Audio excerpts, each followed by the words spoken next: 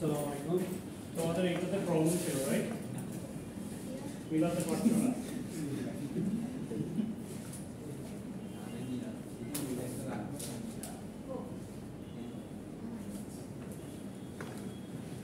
প্রবলেমটাতে কি বলছে? Calculate V naught in the circuit in figure above.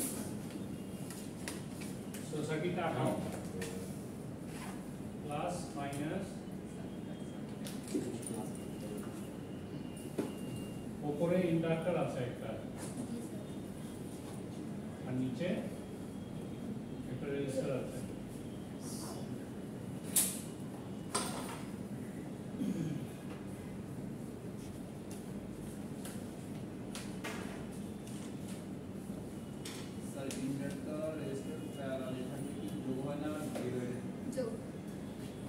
Inductor register এটা কি হবে বলো তো? প্যারালাল কানেকশনে যোগ হবে, শিওর? এটা 10 ওহম আর এটা 0.5H, আর কি আছে 1/20 ফ্যারাড,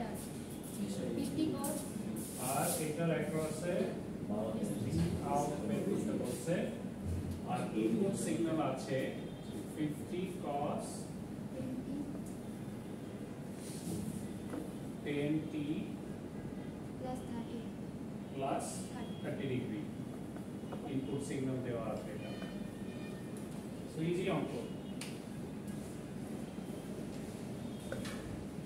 ফার্স্টে কি করবা? এগুলাকে রিঅ্যাকট্যান্সে কনভার্ট করবা, ঠিক আছে? এইটাকে রিঅ্যাকট্যান্সে কনভার্ট করলে কি হয়?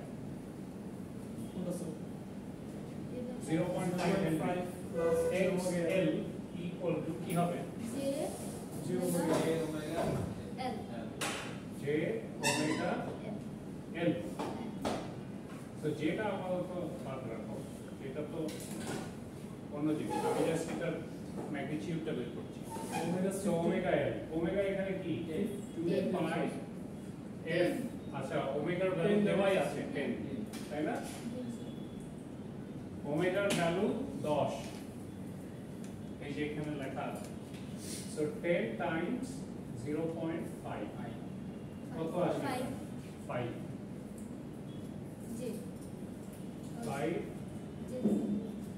ওহম, ঠিক আছে? এক্সেল এর ভ্যালু, আর এখানে 10 ওহম আছে, ঠিক আছে?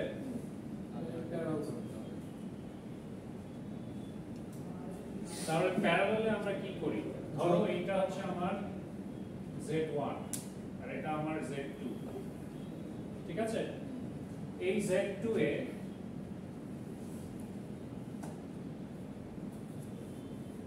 L টার্মসটা মিসিং, আর এই Z1 এ R এটা মিসিং, তাই না? এটা না? তো এই দুটোকে প্যারালাল করলে কি হয়? আমি প্যারালাল যদি করি, এটা 1 2 দিলাম, হ্যাঁ? তাহলে Z1 Times Z2 divided by Z1 plus Z2। এবার কেন হয়নি তোমরা বুঝতে পেরেছো?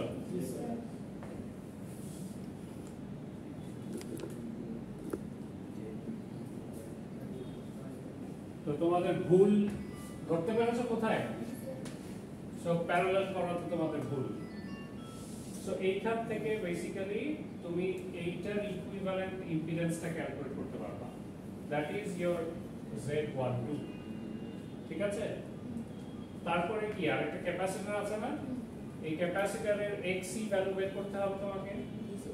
XC is equal to 1/omega C, তাই না? তাহলে ওমেগার ভ্যালু 10 আছে, আর C এর ভ্যালু কত? 1/20। তার মানে এটা কাটাকাটি হয়ে 2 হয়, ঠিক কি না? সো এটা 2 হয় XC,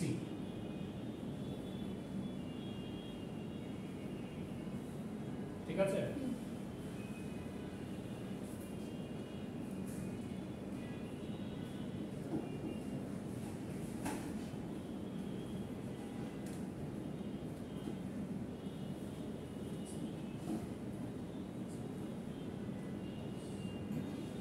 এই দেখো উপরে বের করেছে।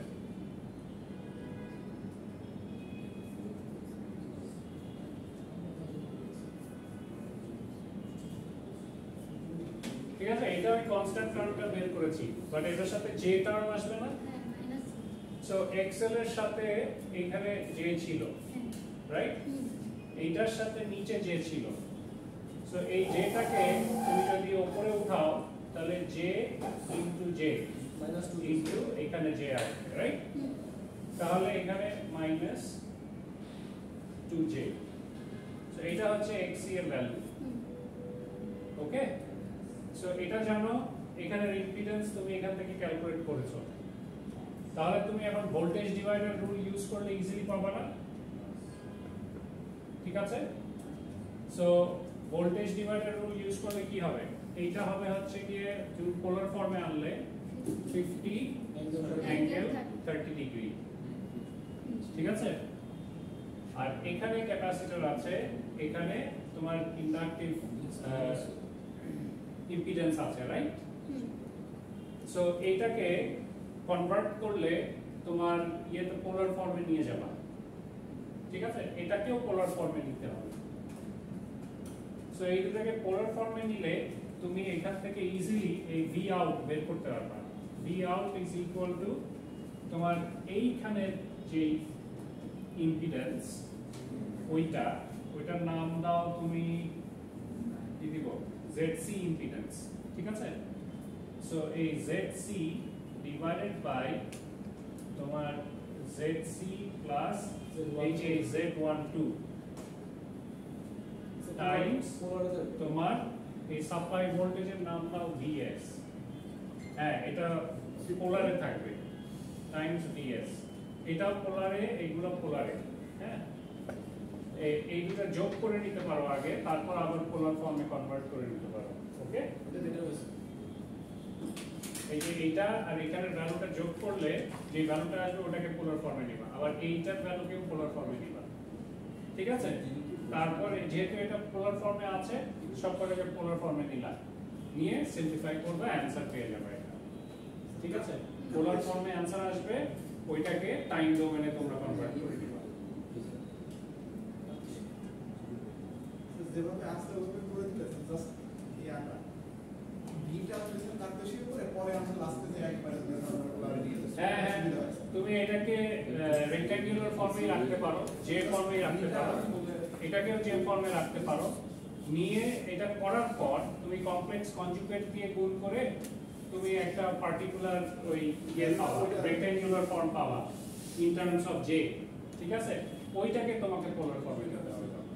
ঠিক আছে, তো তুমি যেভাবে ইজি ফিল করো, কিন্তু প্রবলেমটা কি বোঝা গেছে?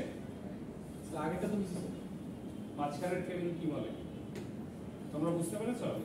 নাকি এটা ভ্যালু দিয়ে করে দিলে তোমাদের জন্য বেটার হয়? ভ্যালু দিয়ে করে দেব। আচ্ছা, এইটা কি আসে বলো তো? এটা ক্যালকুলেট করো। এটা ক্যালকুলেট করলে কি হয়? এই Z1 হচ্ছে J5 আর 10, এগুলোকে গুণ করতেছো। Z1 টাইমস Z2 50J 10 দিয়ে তুমি এটাকে গুণ করতেছো 50J। ঠিক আছে? ঠিক আছে কি না? এটা বুঝছো? এই টার্মটা তো 0, তার মানে এটা 10 এটার ভ্যালু, আর এই টার্মটা হচ্ছে J5। তাহলে এই 10 কে এটা দিয়ে গুণ করলে 50J হয়। তো এটাই লিখেছি। Z1 টাইমস Z2 হচ্ছে J50।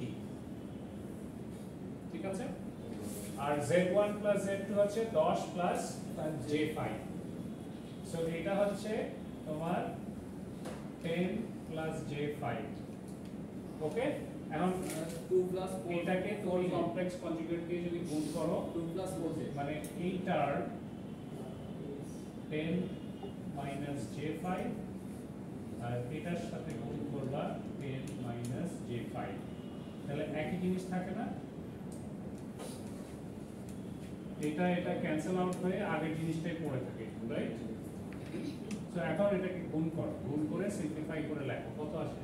2 plus 4J কত? 2 plus 4J 2 প্লাস J4, তাই না? এটা আসে পঞ্চমীতে কোন দিয়ে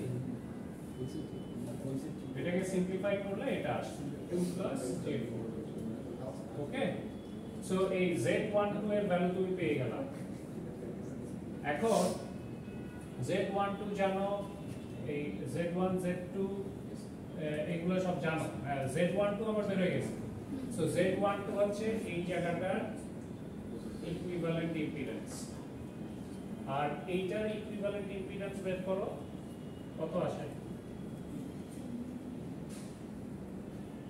ZC is equal to এটা না কারণ এখানে কোনো রেজিস্ট্যান্স নাই তাহলে মাইনাস 2j ঠিক আছে সো এখন তুমি এই ZC এর ভ্যালু জানো আর এখানে Z12 এর ভ্যালু জানো তাহলে এখন এই যে ভোল্টেজ ডিভাইডার রুল ইউজ করবা ZC এর ভ্যালু হচ্ছে তোমার এটা আর Z12 এর ভ্যালু হচ্ছে এটা তাহলে 12 এর সাথে এটা যোগ করলে এই যে এই নিচেরটা পাবা এটা করো উপরে হচ্ছে minus 2j divided by 2 plus j4 minus minus 2j plus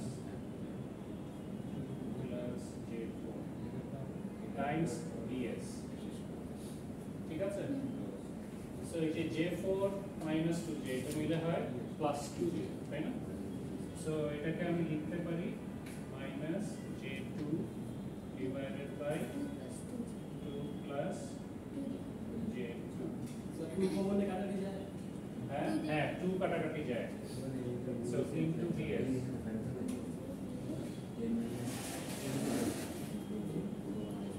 ঠিক আছে এটাকে এই পাশে লিখি এখান থেকে 2 কমন নিয়ে এই 2 এর সাথে তোমরা কেটে দিতে পারো তাহলে কি হয় minus j divided by 1 plus j এটা হয় তোমরা চাইলে j দিয়ে গুণ করে দাও তো এখন কমপ্লেক্স কনজুগেট দিয়ে তুমি গুণ করবা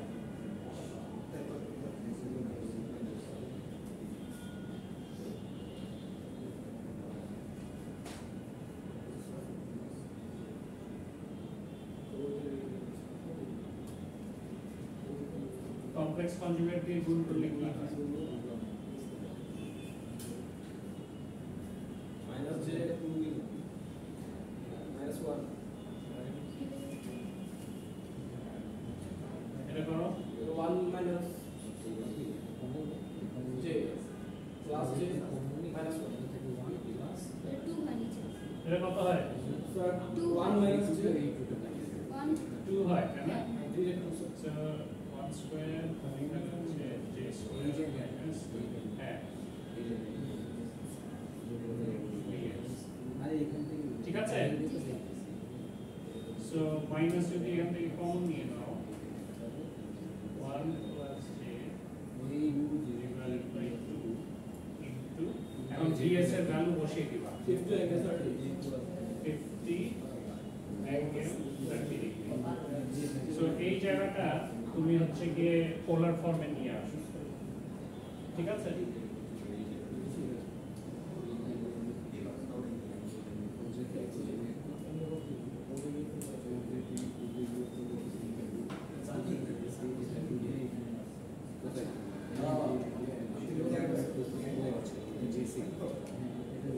এটাকে পোলার ফর্মে আনলে কি হয় আর বের করো অ্যাঙ্গেল বের করো পড়েছ কত আসে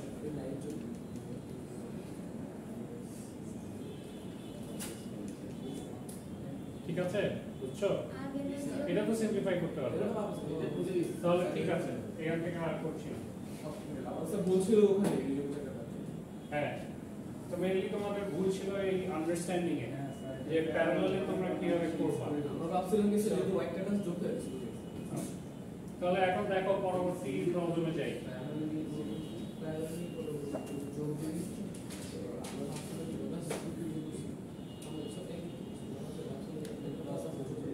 এটা তো দেখিয়েছিলাম আগের ক্লাসে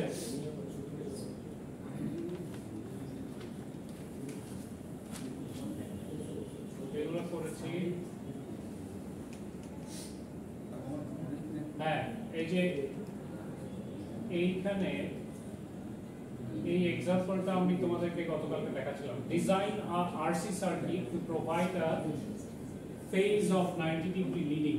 ঠিক আছে, তো তোমাকে বলেছে যে একটা আরসি সার্কিট ডিজাইন করো যাদের মধ্যে যাতে ওই তোমার ভোল্টেজ এন্ড কারেন্টের যে ফেজ ডিফারেন্সটা ওটা 90 ডিগ্রি লিডিং হয়।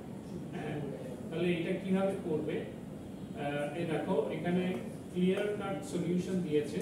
If we select circuit components of equal ohmic value, say R is equal to XC equal to 20 ohm, এই রেজিস্ট্যান্সের ভ্যালু আর রিঅ্যাকট্যান্সের ভ্যালু সার্কিটে, যেহেতু এটা আরসি সার্কিট এখানে রেজিস্ট্যান্স আছে আর ক্যাপাসিট্যান্স আছে, সো আমরা যদি এই দুইটার ভ্যালু ইকুয়াল রাখি তো ইন দ্যাট কেস এটা অ্যাচিভ করা পসিবল।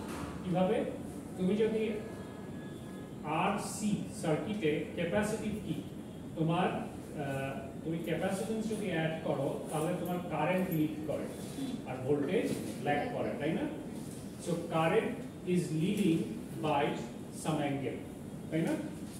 সো যদি আমরা এই দুটার ভ্যালু ইকুয়াল রাখি, in that case there will be a 40 degree 45 degree shift। ঠিক আছে, যদি আমি এই x আর r এর ভ্যালু যদি ইকুয়াল রাখি 45 ডিগ্রি অ্যাঙ্গেল শিফটে থাকবে, মানে কারেন্টটা লিডিং এ থাকবে।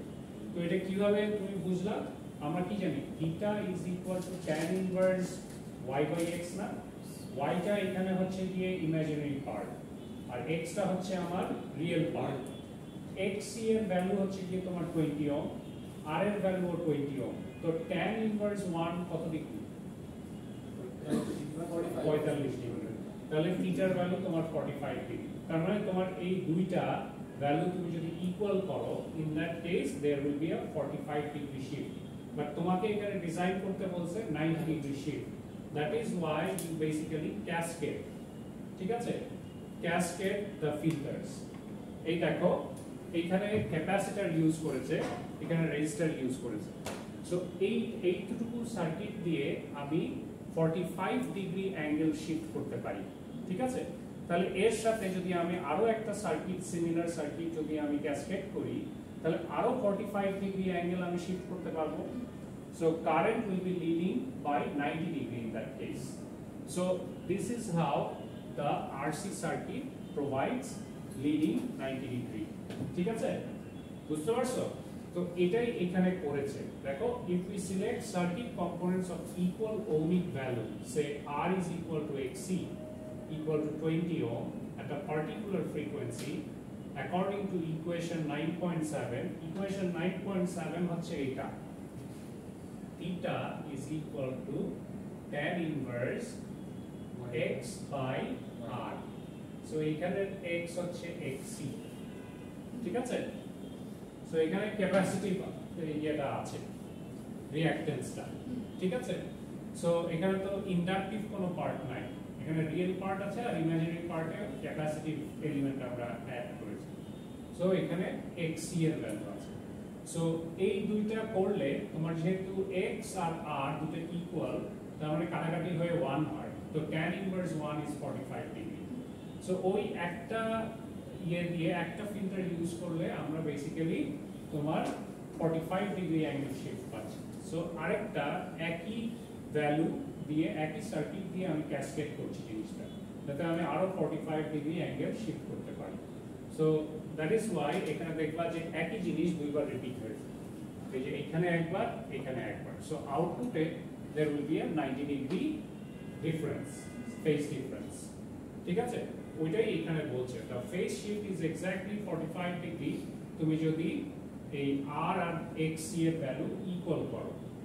By cascading two similar RC circuits in figure 9.31, we obtain the circuit in figure 9.33 providing a positive or leading phase shift of 90 degree. So, ওই 90 degree phase angle পাবা। So, using the series parallel combination techniques, Z in figure 9.33 is obtained. তাহলে এই total equivalent Z এখানে কত আছে এটা ওরা calculate করেছে।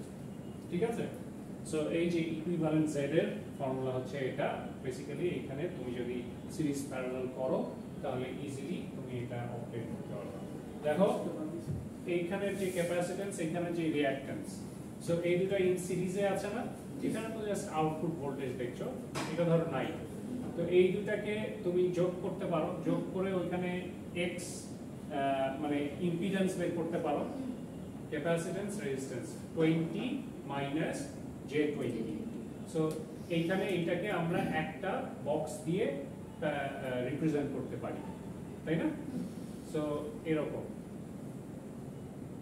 এরকম একটা বক্স দিয়ে রিপ্রেজেন্ট করতে হয় যেটা এই সার্কিটের সাথে প্যারালাল তারপরে আবার এইটা আর এইটা ইন প্যারালাল না তাহলে এই রেজিস্ট্যান্স আর এইটাকে আমি প্যারালাল করতে পারি না তাহলে এই পুরো জিনিসটাকে আমি একটা বক্স দিয়ে আমি রিপ্রেজেন্ট করতে পারি তারপরে এটা এটার সাথে সিরিজে সো এইভাবে করে তুমি বেসিক্যালি ইকুইভ্যালেন্ট z টা বের করতে পারো এখানে z টা তো স্যার -j20 বাদ দিয়ে করছে কোনটা z যে বের করছে স্যার এখানে তো স্যার জাস্ট কিছু বাদ দেয় নাই রাইট সার্কিটটা ইউজ করছে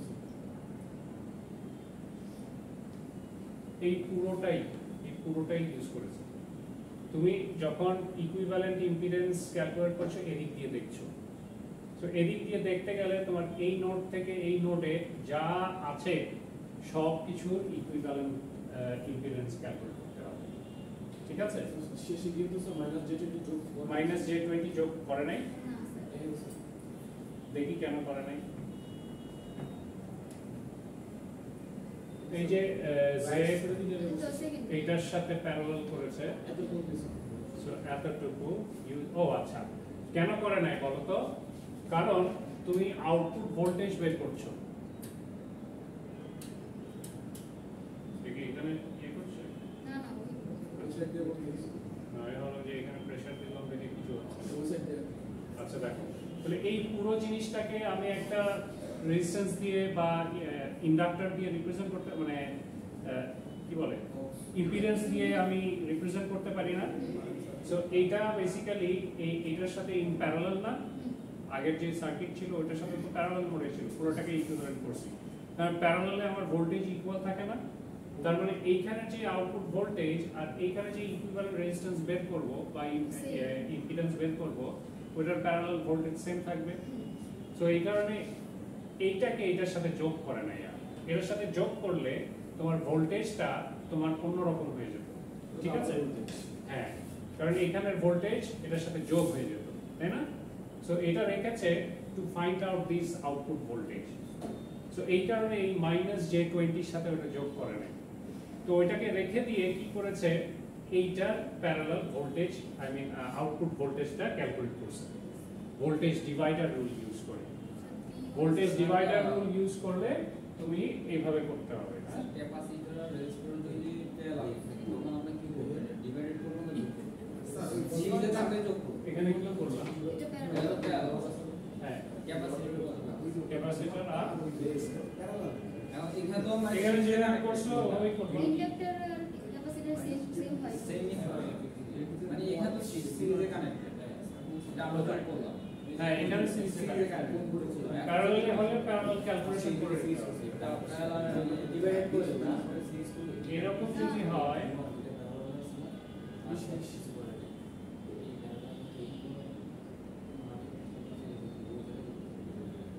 তাহলে এই দুটাকে প্যারালাল করে নিতে হবে So, এখানে ধরো -2j আর এখানে ধরো 2 ওহম তো এটাকে প্যারালাল করলে কি হবে এটা হচ্ছে ধরো ZC আর এটা ZR সো এটাকে প্যারালাল করলে কি হয় ZC ZR divided by ZC plus ZR একই বললাম না জাস্ট এটার মতো করে ক্যালকুলেশন করবা ঠিক আছে এটা তাহলে ক্লিয়ার হলো স্যার ক্যালকুলেশন বুঝছি কিন্তু কি চাচ্ছে এটা বুঝতে পারছি না। চাচ্ছে বেসিক্যালি তোমাকে সার্কিট ডিজাইন করতে বলেছে যে আরসি সার্কিট ডিজাইন করতে বলেছে মানে ওখানে রেজিস্ট্যান্স এন্ড ক্যাপাসিট্যান্স থাকবে আর তোমার যে এই ইনপুট ভোল্টেজ তুমি এখানে দিচ্ছ ঠিক আছে আর যে কারেন্টটা তুমি সাপ্লাই দিচ্ছ এই আউটপুট রেজিস্ট্যান্সের ভিতর দিয়ে তাদের মধ্যে 90 ডিগ্রি ফেজ ডিফারেন্স থাকবে ফেজ শিফট থাকবে 90 ডিগ্রি, এটা চাচ্ছি। তাহলে এটা কিভাবে করব? ক্যাপাসিটিভ সার্কিট যদি আমি ইউজ করি, আমার কারেন্ট অলওয়েজ লিড বলেছে যে 90 ডিগ্রি লিডিং অবস্থায় থাকতে হবে।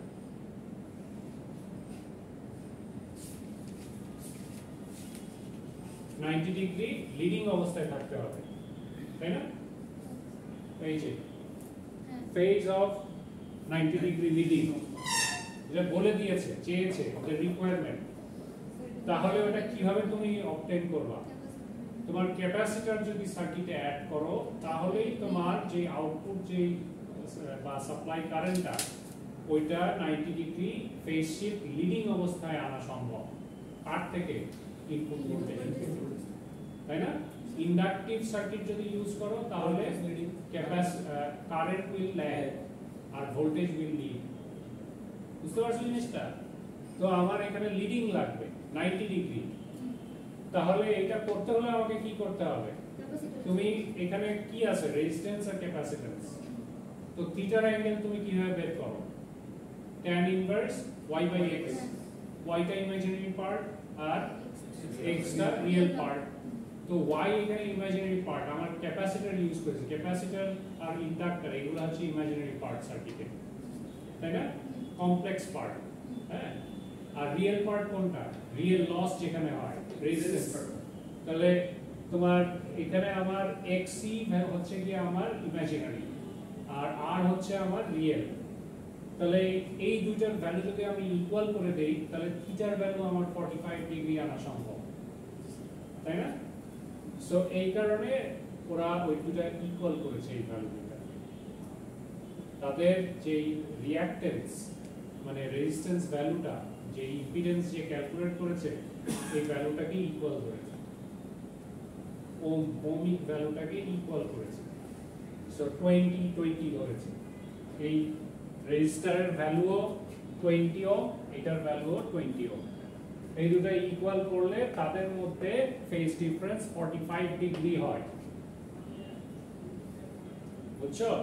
এই যে তুমি এই সার্কিটটা ভুলে যাও, এই ইনপুট সাপ্লাই দিলা, এই ইনপুট সাপ্লাই দিলে এখানে কারেন্ট ফ্লো করবে না? সো এই কারেন্টটা, এই ক্যাপাসিটরটা যদি না থাকে, শুধু রেজিস্টারটা থাকে, তাহলে দে আর ইন ফেজ। এই ইনপুট ভোল্টেজ আর এই ইনপুট কারেন্টটা they will be in phase. In phase মানে কি? একই রকম ভাবে মুভ করবে, 0 টু পাই, পাই টু পাই, খালি অ্যামপ্লিটিউডে ডিফারেন্স হতে পারে, ঠিক আছে? আর ক্যাপাসিটর ইউজ করলে কি হবে? কারেন্টটা 90 ডিগ্রি তোমার ফেজ ডিফারেন্সে চলে যায়, ঠিক আছে? আর এখন এই দুটোর ভ্যালু যদি ইকুয়াল করো, তাহলে they will be 45 degree phase difference, ঠিক আছে? তো 45 ডিগ্রি ফেজ ডিফারেন্সে এই পোরশনটা, তাহলে আরো 45 ডিগ্রি শিফট করতে হলে সেম আরেকটা সার্কিট ইউজ করতে হবে। এটা ইউজ করে ওই 90 ডিগ্রি ফেজ স্যার ভিউয়ার্স বের করছে, এটা স্যার পুরো রাইট সাইডের জন্য বের করছে। দুইটা 90 ডিগ্রি। আচ্ছা ভিনোটা যদি করছে কোনটাকে বের করছে? ভি নটটা তোমার এই পয়েন্টের জন্যই আমি বের করেছি, ঠিক আছে? 20 ওহম যে ইউজ করছে মানে ওইটার এগেইনস্ট এই 20 ওহম, এই 20 ওহমের অ্যাক্রসের ভোল্টেজ আর এই পয়েন্ট থেকে এই পয়েন্টের ভোল্টেজ সেম না? হ্যাঁ এখানে আসলা, তাহলে এই পুরোটাকে ইকুইভ্যালেন্ট করে এখানে যদি ইকুইভ্যালেন্ট রেজিস্ট্যান্স বসাও, তাহলে এটার অ্যাক্রসের ভোল্টেজ আর এখানের ভোল্টেজ সেম হবে না? হবে তো। তো তাই করেছে এখানে, বুঝেছো? যদি স্যার এটা যদি স্যার আপনার কত 90 ডিগ্রি ল্যাগিং, তাহলে কি করবে? 90 ডিগ্রি ল্যাগিং হলে তোমাকে এখানে ইন্ডাকটিভ সার্কিট ইউজ করতে হবে। স্যার সমান করতে 20 জায়গায় তোমার 10 ওহম ইউজ করতে হবে। দেখো ওইটাও হয়তো বলবে। তাহলে কি ইন্ডাক্ট্যান্স আমার মনে হয় তোমার এই ক্যাপাসিটরটা এইখানে না দিয়ে আমরা এই রেজিস্টারের জায়গায় দিলে আর এই রেজিস্টারটা এইখানে উঠালে স্যার পসিবল। স্যার হ্যাঁ, বলুন। ইন্ডাক্ট্যান্সে কি কারেন্ট লিড করে ইন্ডাকটেন্সে কারেন্ট ল্যাগ করে, ক্যাপাসিটরে কারেন্ট লিড করে।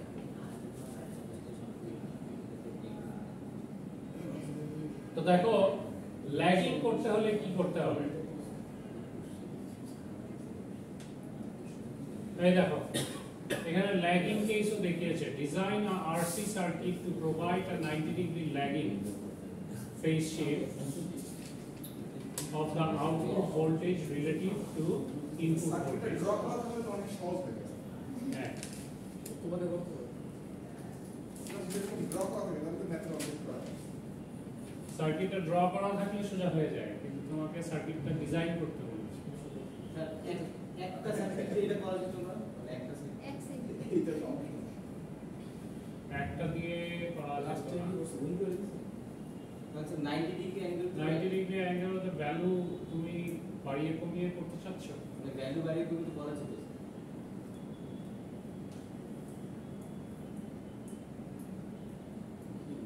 XC এর ভ্যালু তাহলে তোমার 90 ডিগ্রি অ্যাঙ্গেল কখন অ্যাচিভ করতে পারো? দেখো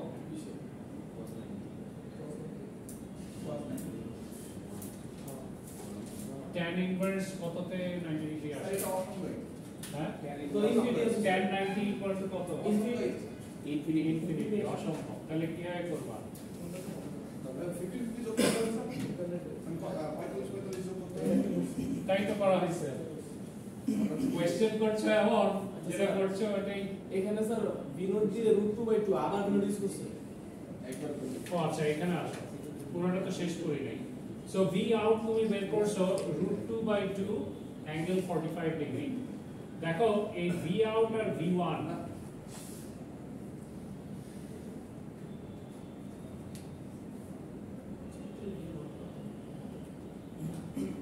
VI কত দেবো?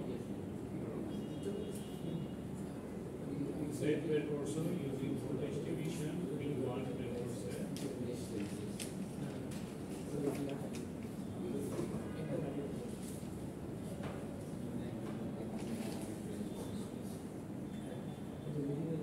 এই যে এখানে V1 ভোল্টেজটা বের করছে, তার মানে V1 ভোল্টেজ হবে তোমার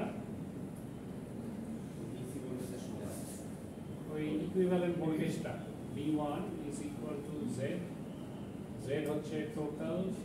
ওটা তো বুঝছি স্যার, প্রথমত বের করছে যে আপনার রাইট সাইডে পুরোটা বের করছে, পরে কি আবার 20 দিয়ে বের করছে। Z divided by Z minus 20 V1, ঠিক আছে, ইনপুট ভোল্টেজ। তারপর এটাকে ইন টার্মস অফ VI হচ্ছে সাপ্লাই ভোল্টেজ, ঠিক আছে। এখন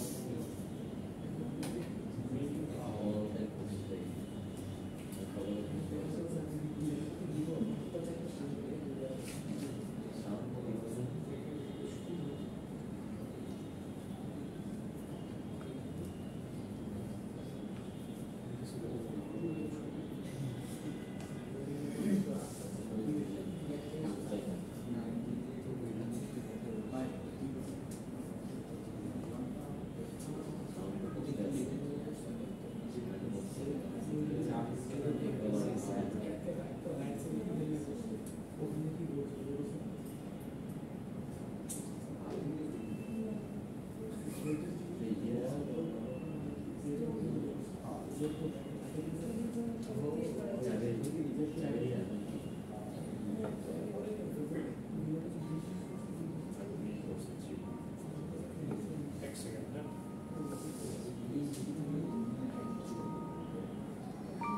ভুল বলি নাই, বুঝাতে ভুল করেছি। দেখো এই যে এইখানে এটা হচ্ছে আউটপুট ভোল্টেজ, তাই না? তুমি বের করেছো V1, রাইট? এই জায়গাটার ভোল্টেজ, এইটাকে ইকুইভ্যালেন্ট করে ওই ইম্পিডেন্সটাকে এখানে নিয়ে এসছো, রাইট? সো এইটার অ্যাক্রসের ভোল্টেজ হচ্ছে V1, তাই না? সবাই শুনছো? জি স্যার এইটার অ্যাক্রসের ভোল্টেজ V1। তুমি এখন যদি সার্কিটটা কল্পনা করো, সো এই ভোল্টেজটা আমাকে বের করতে হবে, কিন্তু তুমি বের করেছো এই জায়গাটার ভোল্টেজ। তার মানে এই ক্যাপাসিটরের ভোল্টেজটা এটার সাথে যোগ হয়ে গেছে, রাইট? তার মানে তোমার এই V1টা বেসিক্যালি এই V আউট না। তাহলে তোমাকে কি করতে হবে? এই যে এই ভোল্টেজটা বেসিক্যালি এই পুরোটার ভোল্টেজ। তাহলে তোমাকে আবার এটাকে ইনপুট সাপ্লাই ধরতে হবে এই V1 কে এই জায়গাটা, এই পুরোটাকে সরিয়ে দিয়ে এটাকে একটা সোর্স হিসেবে ধরতে পারো P1 যে দিয়ে ভোল্টেজ ডিভাইডার ইউজ করে এখানে ভোল্টেজ তাহলে কি স্যার বিয়ন্ড তো জাস্ট 20 এর 20 এর অ্যাক্রসে, হ্যাঁ। আর বাকিটা হলো ভিন্ন। এই যে এই পুরো সার্কিটটাকে যদি তুমি ইকুইভ্যালেন্ট করো তাহলে এইখানে ওই ইকুইভ্যালেন্ট ইম্পিডেন্সটা বসাতে পারো। এই ইকুইভ্যালেন্ট ইম্পিডেন্সের অ্যাক্রসের ভোল্টেজ হচ্ছে V1, ঠিক আছে? সো V1 হচ্ছে এই ইকুইভ্যালেন্ট ইম্পিডেন্সটার, এই পুরোটার ইকুইভ্যালেন্ট ইম্পিডেন্সের ভোল্টেজ V1। এখন তুমি এটাকে ইনপুট সাপ্লাই ধরে নাও, যে ভোল্টেজটা বের করছো V1। তাহলে এখান থেকে দেখো এখানে একটা ক্যাপাসিটর আছে, এখানে একটা রেজিস্টর আছে, দুইটা ইন সিরিজ, তাই না? তোমাকে বের করতে হবে এই রেজিস্টরের অ্যাক্রসের ভোল্টেজ। তাহলে তোমাকে ভোল্টেজ ডিভাইডার রুল ইউজ করে এই ভি আউট বের করতে হবে। ওরা এখানে তাই করেছে, ঠিক আছে? সো এই দেখো ভি আউটটা এভাবে বের করেছে। সো ভি আউটের ভ্যালু আসে 1/3 অ্যাঙ্গেল 90 ডিগ্রি। গুণ করে দিচ্ছি। বুঝেছো? করছে জেডটা কিসের ভ্যালু বলো তো? জেডটা তো হচ্ছে কি এই পাশে সার্কিটটা টোটাল ভ্যালু। না এই জেড হচ্ছে এই পুরো ইম্পিডেন্সের ভ্যালু। কেন স্যার? ইকুইভ্যালেন্ট ইম্পিডেন্স না বের করলে ওটার অ্যাক্রসে ভোল্টেজ কত ড্রপ হচ্ছে কিভাবে বের করবা? ভোল্টেজ ডিভাইডার তো আমরা তোমার লাগবে কোথায়? এখানের ভোল্টেজ না? হ্যাঁ আর ওটা তো তাহলে এইটার ভিতর দিয়ে কত কারেন্ট ফ্লো করছে এটা তোমাকে জানতে হবে না? ওটা তো স্যার বিনোডের কত লাগে স্যার? 0.0 ওইটার আগে এসে যেটা বেরিয়ে শুধু বিনোড দিয়ে বেরিয়ে শুনে হ্যাঁ, কিন্তু এই রকম সার্কিট দিয়ে দিলে তুমি ডাইরেক্ট এটা বের করতে পারো? না না আগে ওটা বের করতে হবে, ওটা বের করতে স্যার হবে। আমরা প্রথমে যেটা দেখতেছি স্যার এই V1 স্যার আমরা ভোল্টেজ ডিভাইডার, ভোল্টেজ ডিভাইডার তো আমরা ইউজ করি দুটা রেজিস্টার বা দুটা রেজিস্টার সিরিজে থাকে, কিন্তু এখানে আমরা দেখতেছি স্যার ওই যেটা মানে তো বলো তো এখানে কি করা হয়েছে? পুরোটা একটা এই পুরোটাকে একটা করা হয়েছে,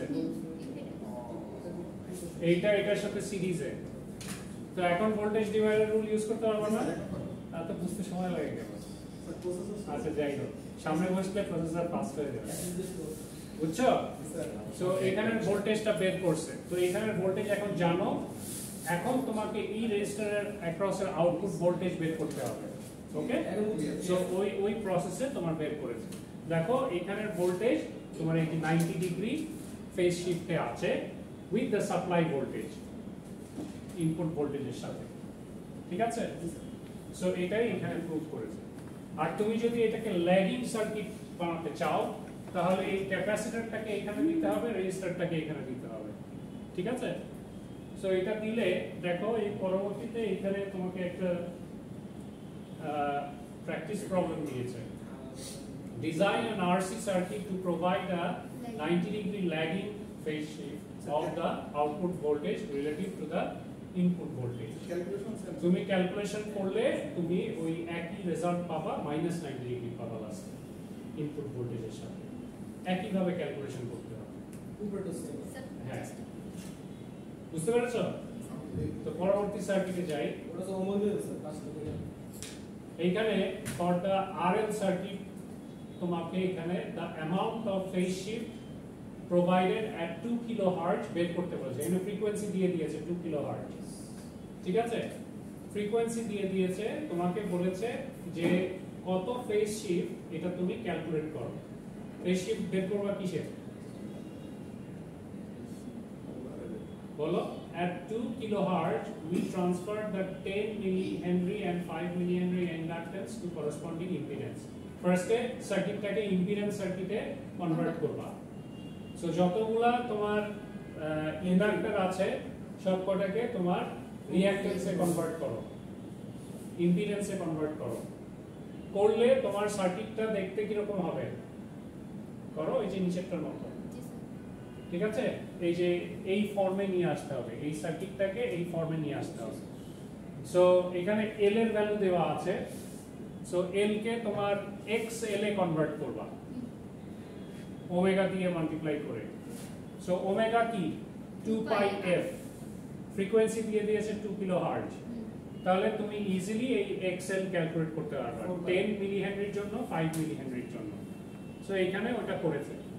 এখন বলছে consider the circuit in figure 9.35b, তো এইটাকে ইকুইভ্যালেন্ট করে এই ফর্মে লিখেছে। এখন তোমাকে আবার সেম ভাবে তোমাকে বের করতে হবে, ঠিক আছে? তার মানে তোমার ইনপুট ভোল্টেজের সাথে আউটপুট ভোল্টেজের ফেজ ডিফারেন্স তোমাকে ক্যালকুলেট করতে হবে, ঠিক আছে? ইনপুট ভোল্টেজের সাথে আউটপুট ভোল্টেজের ফেজ ডিফারেন্স ক্যালকুলেট করতে হবে। তুমি ইনপুটে একটা সাপ্লাই দিচ্ছ, ঠিক আছে? সো কারেন্টের সাথে এই ভোল্টেজের ফেজ ডিফারেন্স, দেখো এই কারেন্টটাই কিন্তু আলটিমেটলি এটার ভিতর দিয়ে যাবে, ঠিক আছে? ভি আউটের মধ্যে দিয়ে। তো তুমি ভি ইন এর সাথে ভি আউটের ফেজ ডিফারেন্স বের করলে যা হবে, ভি কারেন্টের সাথে বের করলেও একই রকম হবে, যদি ওই ইন্ডাক্টরের ভিতর দিয়ে যে কারেন্টটা পাস করছে ওটার সাথে, ঠিক আছে? সো দুইভাবেই করতে পারো। সো এখানে ভোল্টেজের ফেজ ডিফারেন্স ক্যালকুলেট করেছে।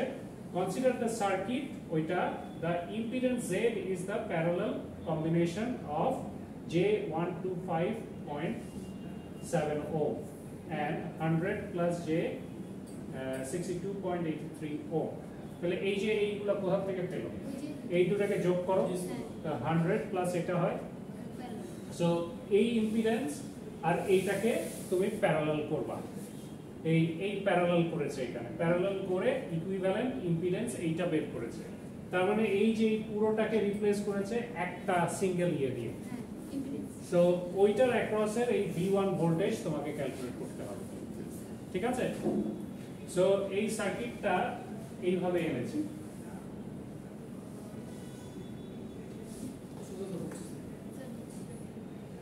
এই ফর্মে এনেছে। এটা হচ্ছে ইকুইভ্যালেন্ট ইম্পিডেন্স Z আর এটা 150 ওহম। সো এই যে এইখানে ভোল্টেজটা ওরা বলতেছে V1, তার মানে এই যে ইম্পিডেন্সের অ্যাক্রসের ভোল্টেজ হচ্ছে V1। সো এই V1টা তুমি ক্যালকুলেট করতে পারবে কিভাবে? এইখানের impedance divided by total impedance into input current. এই দেখো তাই করেছে, Z divided by Z plus 150 into input current, I mean voltage. So এখান থেকে সিম্পলিফাই করলে তুমি এই V1 টা ক্যালকুলেট করতে পারো, কিন্তু তোমাকে V out বের করতে হবে। আবার তোমাকে এটাকে সাপ্লাই ভোল্টেজ হিসাবে ধরতে হবে এই V1 কে, ঠিক আছে? নিয়ে তুমি ভোল্টেজ ডিভাইডার রুল ইউজ করে এটার অ্যাক্রসে V out টা বের করবা। যখন এটা করবা তুমি এই অ্যাঙ্গেলটা ক্যালকুলেট করতে পারবা, ঠিক আছে? So easy. তাহলে তুমি বলতে পারবা যে showing that the output is about 19% of the input in magnitude. দেখো তোমার ইনপুটের VI কি দেওয়া ছিল? আচ্ছা, এই যে রেশিও হিসাবে আসছে, এই যে দেখো আউটপুট বাই ইনপুট, এই ভিটাকে এখানে যদি নিয়ে আসো, V out by VI is equal to এটা না? সো এইটাকে আমি যদি পার্সেন্টেজ ফর্মে এটা দেওয়া আছে, এটা কত পার্সেন্ট যদি আমি 100 দিয়ে গুণ করি তাহলে ওই পার্সেন্টেজটা আমি পেয়ে যাব, মানে 19%, 19.06%, তাই না? সো বেসিক্যালি তোমার এই ইনপুট ভোল্টেজের 19% হচ্ছে তোমার আউটপুট ভোল্টেজ ইন ম্যাগনিটিউড, ঠিক আছে? Leading 100 degree by leading the input by 100 degree. তার মানে তোমার ইনপুটকে লিড করছে এখানে 100 ডিগ্রি দিয়ে, আউটপুট ভোল্টেজটা লিড করতেছে 100 ডিগ্রি, ঠিক আছে? সো এটাই বলতেছে, if the circuit is terminated by a load, the load will affect the phase shift, ঠিক আছে? সো এটাই তো প্র্যাকটিস প্রবলেম এখানে দেওয়া আছে, এই প্র্যাকটিস প্রবলেমটা বাসায় করবা, ওকে? এগুলো ইজি অঙ্ক, এগুলো জাস্ট প্র্যাকটিস লাগে, বাসায় তোমরা এগুলো মাস্ট প্র্যাকটিস করবা। অথবা এই যে ক্লাস শেষ হয়ে যাবে, যদি এরপরে কোনো ক্লাস না থাকে বা ফ্রি টাইমে তোমরা প্র্যাকটিস করবা, করে প্রবলেম ফেস করলে আমার রুমে আসো, হ্যাঁ? আমি তোমাদের তৎক্ষণাৎ বুঝিয়ে দেবো, এটা ফ্রি থাকলে আমি বুঝিয়ে দেবো। তারপরে দেখো এসি ব্রিজ রেকটিফায়ার। আমরা তো ব্রিজ রেকটিফায়ার কি এটা তো আমরা জানি, তাই না? সো রেকটিফায়ার সার্কিট আমরা সবাই ইউজ করেছি তোমার ইলেকট্রিক্যাল সার্কিট 1 এ। এটা সহজ জিনিস, এটা দেখিয়ে দিই। স্যার নাম শুনতে পারেন?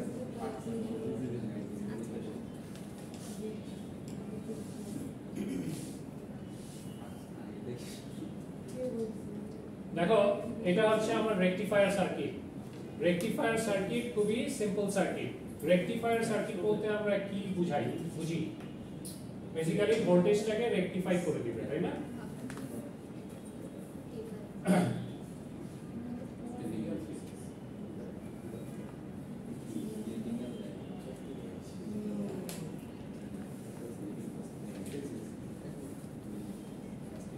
আচ্ছা দেখো এখানে সাপ্লাই ভোল্টেজ দেওয়া আছে, চারটা রিঅ্যাকট্যান্স ইম্পিডেন্সের ভ্যালু দেওয়া আছে, আর মাঝখানে হচ্ছে কি এসি মিটার লাগানো হয়েছে। ওই এসি মিটারটা ইজ অ্যাক্টিং অ্যাজ লোড, ঠিক আছে, মাঝখানে। সো তোমার যখন এসি সাপ্লাই হচ্ছে, তোমার ফার্স্টে তোমার সার্কিট এদিক দিয়ে যাচ্ছে, তাই না? সো এখানে ইম্পিডেন্স আছে। দেখো V1 ভ্যালুটা কিভাবে বের করছে, এটা বলতেছে the bridge is balanced when no current flows through the meter. Consider the general AC bridge circuit displayed in figure 9.37. তো এখানে তোমার Z1, Z2, Z3, Zx এগুলো ব্যালেন্সড বলছে, balanced when no current flows through the meter. This means V1 is equal to V2. So এই যে এইখানের voltage drop, এইখানের voltage drop দুটো ইকুয়াল, ঠিক আছে, আবার এইদিকেও ইকুয়াল হবে। তো ব্যালেন্সড হলে কি হয়, applying the voltage division principal. তুমি যদি এখানে ভোল্টেজ ডিভিশন প্রিন্সিপাল যদি ইউজ করো তাহলে কি হচ্ছে দেখো, Z2 এর অ্যাক্রসে তুমি ভোল্টেজ V1 ক্যালকুলেট করতেছো। তো তুমি সাপ্লাই ভোল্টেজ জানো, দেখো এই যে এই ভোল্টেজটা তোমার এই পয়েন্ট আর এই পয়েন্টে অ্যাপ্লাই হচ্ছে না। সো এইখান থেকে এই পয়েন্টে তোমার ইম্পিডেন্স আছে দুইটা, তাই না, সিরিজে। ধরো এটা সিরিজ ভাবেই কানেক্টেড, ঠিক আছে। সো এইখানে আমি ভোল্টেজ ডিভাইডার রুল ইউজ করলে এই V1 ভোল্টেজটা আমি ক্যালকুলেট করতে পারবো। সো এখানে তাই করেছে, V1 is equal to এই Z2 voltage divided by total impedance Z1 plus Z2 into তোমার সাপ্লাই ভোল্টেজ। এই যে এখানে তাই করেছে। and ডেল্টা ওয়াই করা যাবে না? হ্যাঁ, ডেল্টা ওয়াই ডেল্টা ওয়াই এখন না, এখানে তোমাকে কি করতে হবে, ব্রিজ রেকটিফায়ার কিভাবে সলভ করতে হয় এটা শিখিয়েছে। সো এই Z2 এর অ্যাক্রস এর ভোল্টেজ তুমি পেয়ে যাও, যেহেতু এটা ব্যালেন্স, তোমার এই Z2 এর ভোল্টেজ আর Z1 এর ভোল্টেজ ইকুয়াল হবে। সো ওই দেখো V2 তোমার ওই V1 এর সমান, তাহলে V2 টা কিভাবে বের করবা, V2 এর অ্যাক্রস এর ইম্পিডেন্স এটা, এই ইম্পিডেন্স ডিভাইডেড বাই এই যে দেখো এই ভোল্টেজটা যেমন এইখানে অ্যাপ্লাই হচ্ছে এই জায়গাটাতেও অ্যাপ্লাই হচ্ছে, রাইট? তাহলে এইখানে টোটাল ইম্পিডেন্স হচ্ছে Z3 প্লাস Zx। তো তুমি Zx এর অ্যাক্রস এর ভোল্টেজ বের করছো, তাহলে Zx divided by total impedance into supply voltage করলে V2 পাওয়া। এই যে এইখানে টাইপ করতে আমাদের শুধু ইকুইভ্যালেন্স সার্কিটে কি আমরা ডেল্টা ওয়াই কানেক্ট করে দিয়েছি? ইকুইভ্যালেন্স সার্কিটে যখন সার্কিট তোমার যখন সিরিজ প্যারালাল থাকবে না তখন ডেল্টা ওয়াই ইউজ করবে। যখন সিরিজ প্যারালাল তুমি করতে পারছো না তখন তোমার ডেল্টা ওয়াই কানেকশন, ডেল্টা থেকে ওয়াই সার্কিট ইকুইভ্যালেন্টের সময় সার্কিট ইকুইভ্যালেন্স করার সময় যখন অফ কোর্স, তখন যদি তোমার কোনো সিরিজ প্যারালাল না ম্যাচ করে, করতে পারছো না, তখন দেখবে যে ওটা ওয়াই কানেকশন আছে, এটা ডেল কানেকশন আছে, ওইটার ভিত্তিতে তুমি হচ্ছে গিয়ে কনভার্সন করে তারপর আবার সিরিজ প্যারালাল ট্রাই করবে, এইটা সিস্টেম। তো এখানে দেখো যে ইম্পিডেন্স গুলা V1 ratio, V1 by Vs এর যে রেশিও গুলা ওই দুইটাকে ইকুয়াল করেছে, কারণ তোমার রেশিও তো ইকুয়াল হবে, কারণ ভোল্টেজ ড্রপ এই Z2 এর অ্যাক্রস এ আর V2 এর Zx এর অ্যাক্রস এ সেম না, তাহলে বেসিক্যালি এই ইনপুট ভোল্টেজের সাথে এই V1 এর যে রেশিও এই Vs আর V2 ওটা সেম হবে। সো এই যে এই পোরশনটা এই কনস্ট্যান্ট আর এই কনস্ট্যান্ট দুটো ইকুয়াল করেছে, ইকুয়াল করলে ওইখান থেকে Z2 Z3 is equal two Z1 X1 পাওয়া, ঠিক আছে? তাহলে ওইখান থেকে তুমি এই যে Zx এটা ক্যালকুলেট করতে পারবা, ঠিক আছে? যদি তোমার এটা আননোন থাকে, এরকম করে বের করতে যদি বলে। সো এটাই করেছে। So in terms of Z আর এটা হচ্ছে ইন টার্মস অফ ইন্ডাকটেন্স, ঠিক আছে?